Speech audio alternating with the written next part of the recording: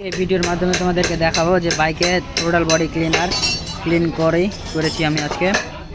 আর এই total body ক্লিনারের যে সেন্সারগুলো থাকে এখানে রয় টিপি সেন্সার, টোটাল পজিশন সেন্সার আর এখানে আইডিয়াল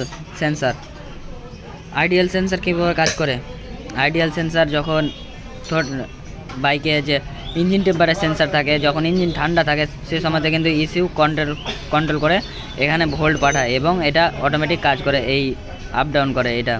এই সেন্সারটা আপ ডাউন করার কারণে গাড়িতে চোখের মতন কাজ করে। যেরকম আগে BS4 BS3 বাইকে চোখের মতন কাজ ছিল, কিন্তু সেম এটাই আইডিয়ালের কাজ, এটা চোখের মতন কাজ করে। এটা খারাপ হয়ে গেলে বাইকে সকালবেলা তোমার স্টার্টের প্রবলেম দেবে এই কারণে। আর এখানে দেখতে পাচ্ছ যে এটা হচ্ছে তোমার টিপি সেন্সার, টিপি মানে টোটাল পজিশন সেন্সার।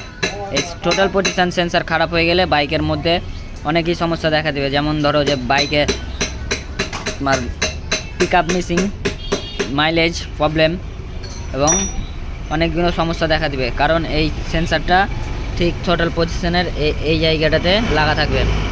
যখন বাইকে টোটাল খিচা যাবে এভাবে, তখন এই সেন্সারটা এই মালটা মুভ করবে এবং এই যে এখানে ডিটেক্ট করবে।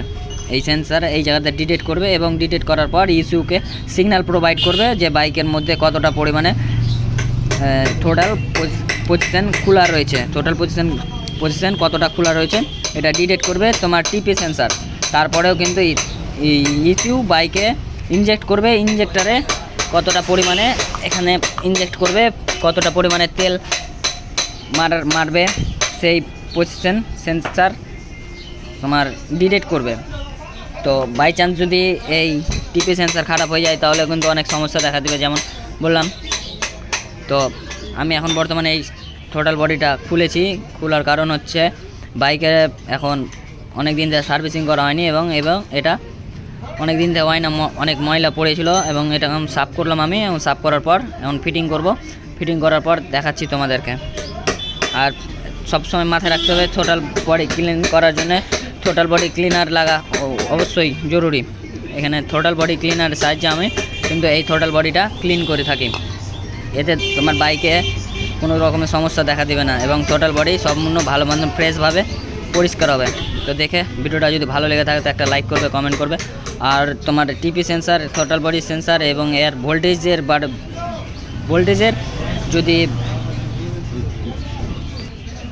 ভোল্টেজের কতটা পরিমাণে আসে যায় এর ভিডিও ডিটেলসে যদি দেখতে চাও তাহলে আমার চ্যানেলটা সাবস্ক্রাইব করে পাশে থাকবে। আমি তোমাদেরকে দেখাবো যে ভোল্টেজ কোনটাতে কত ভোল্ট আসে এবং কতটা পরিমাণ দরকার। তো দেখাচ্ছে আবার নতুন একটা ভিডিওতে।